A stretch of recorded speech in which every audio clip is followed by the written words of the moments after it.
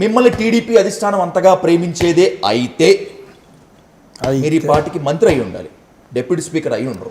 ఇది చాలా గౌరవప్రదమైన పదవి. మీరు అనుకుంటే సరిపోతుందా, ఆన్ రికార్డ్ చెప్తే సరిపోతుందా? నాకు మీ మనసులోంచి రావట్లేదు ఈ మాట, నాకు నా మనసులోంచే వచ్చింది. కాదు, ఇది చాలా గౌరవప్రదమైన పదవి. కాదు, గౌరవప్రదమైన పదవే, కానీ మీకు మంత్రి పదవి రావాలి. కానీ డిప్యూటీ స్పీకర్ పదవి ఇచ్చి కూర్చోబెట్టారు. అంతకన్నా మంచి పదవి ఇస్తే నేను అంత బాధపడాలి. సార్ ఇంకా క్లియర్ కట్గా మాట్లాడుకుందామా? పొలిటికల్ ట్రాక్ రికార్డ్ లేని, ఇప్పటికీ కూడా చాలా మందికి తెలియనటువంటి భూపతిరాజు శ్రీనివాసరాజు కేంద్ర మంత్రి. కేంద్ర మంత్రి అదే సార్, కేంద్ర మంత్రి. మీరు మాత్రం డిప్యూటీ స్పీకర్. నేను ఎంపీ అయితే కేంద్ర మంత్రి అయ్యి ఉండేవాడినేమో, ఎమ్మెల్యే కేంద్ర మంత్రి అవ్వలేడు కదా. ఆయన కేంద్ర మంత్రి, ఎంపీ కాబట్టి ఆయన కేంద్ర మంత్రి అయ్యారు. అవును, మీరు ఉండి ఎమ్మెల్యే కదా. అవును, మరి ఎందుకు మీరు మంత్రి కాలేదు?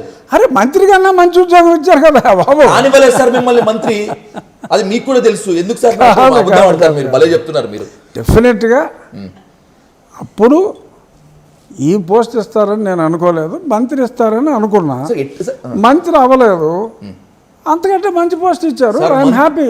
మంత్రి ఇస్తారని మీరు అనుకోలేదు, ఖచ్చితంగా మంత్రి అవుతారని అనుకున్నారు. మీరు మంత్రి అయితే ఖచ్చితంగా థ్రెట్ అవుతుంది అని చెప్పి స్ట్రైక్ ఆఫ్ చేసిన మాట వాస్తవమా కాదా? ఏమో అది నాకు తెలియదు sir. Please don't skip sir. నిజంగా మీరు మాట్లాడితే నాకు దమ్ము ఉంది, ధైర్యం ఉందని చెప్తారు కాబట్టి అడుగు. ఉంది కాబట్టి చెప్తున్నా. అది నాకు తెలియదు అంటున్నా. సీఎం గారు ఆయన ఎదురు ఆయన ఏం చేసుకున్నాడో నాకెలా తెలుస్తుందా? నీకు న్యూస్ చెప్పినోడు అది కూడా చెప్తే చెప్పుండొచ్చు. చెప్పారు నాకు, అయ్యుండొచ్చు. మంత్రివర్గం లిస్టులో మీ పేరు పోయింది, ఎవరు స్ట్రైక్ ఆఫ్ చేశారో తెలుసు. అవును, ముఖ్యమంత్రి గారు అనుకుని ఉండొచ్చు రాజుగారికి మంత్రి కరెక్ట్ కాదు, ఆయనకి మనం డిప్యూటీ స్పీకర్ ఇద్దామని చెప్పి అనుకుని ఉండొచ్చు. బాధపడలేదా మీరు? నాకెందుకు బాధ, నాకు వచ్చిందిగా మంచి ఉద్యోగం. సార్ అసలు మీతో మళ్ళీ నేను ఇంటర్వ్యూకి రాను సార్, మీరు అన్ని అబద్ధాలు చెప్తున్నారు సార్. నేను ఇంకా మీరు అన్ని నిజాలు మాట్లాడతారు అనుకుని వచ్చారు, కానీ ఎవరితో మాట్లాడకపోయినా నాతో మాత్రం నిజం మాట్లాడతారు నమ్మకం నాకు ఉండేది. బట్ ఇప్పుడు పోయింది సార్. బాధపడలేదా? అది లేదు. నేను మంత్రి పదవి ఇవ్వనప్పుడు ఆ రోజు కొద్ది నిమిషాలు బాధపడ్డా. ఆ రోజు కొద్ది నిమిషాలే, తర్వాత సర్దుకున్నా. ఒక 5 నిమిషాలు మ్యాక్సిమం, 5 నిమిషాల్లో this is what the world అని అనుకున్నా. I become normal. ఆ తర్వాత నాకు ఈ పోస్ట్ ఇస్తారని నేను ఎక్స్పెక్ట్ చేయలే. ఎక్స్పెక్ట్ చేసినప్పుడు రాలా. ఓకే, అంటే అప్పుడు మనం ఇది ఎక్స్పెక్ట్ చేయం కదా, ఏదో ఉన్న 1-6 పోస్టులు ఎక్స్పెక్ట్ చేయం. మంత్రి అంటే 10 మందిలో ఆటోమేటిక్గా మనం ఉండము అన్న అనుమానం రాలా. ఉండము అన్న అనుమానం రానప్పుడు, లేనప్పుడు ఒక క్షణం I was taken a back. అది ఆ క్షణం అంటే 5 నిమిషాలు. డిప్యూటీ స్పీకర్ పదవిని ఇష్టంగానే తీసుకున్నారా?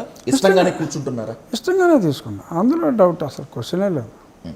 చాలా ఇష్టంగా తీసుకున్నాను. నాకు వచ్చినప్పుడు ఎంత గౌరవం ఇచ్చారో వీడియోలో నువ్వు కూడా చూసుంటావు. సీఎం గారు, కళ్యాణ్ గారు, వాళ్ళే కాకుండా every single MLA they had come and wished. అది అన్నిసార్లు జరగదు.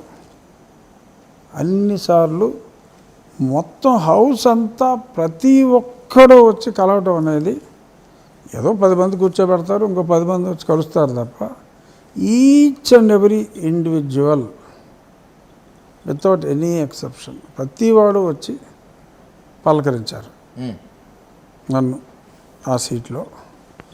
So what more I want? నాకు కావాల్సిందే రెస్పెక్ట్, నేను కోరుకునేదే గౌరవం.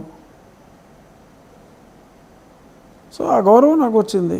ఇంతటితో సంతృప్తి పడ్డారని, సంతృప్తి చెందారని నేనైతే అనుకోవట్లేదు సార్.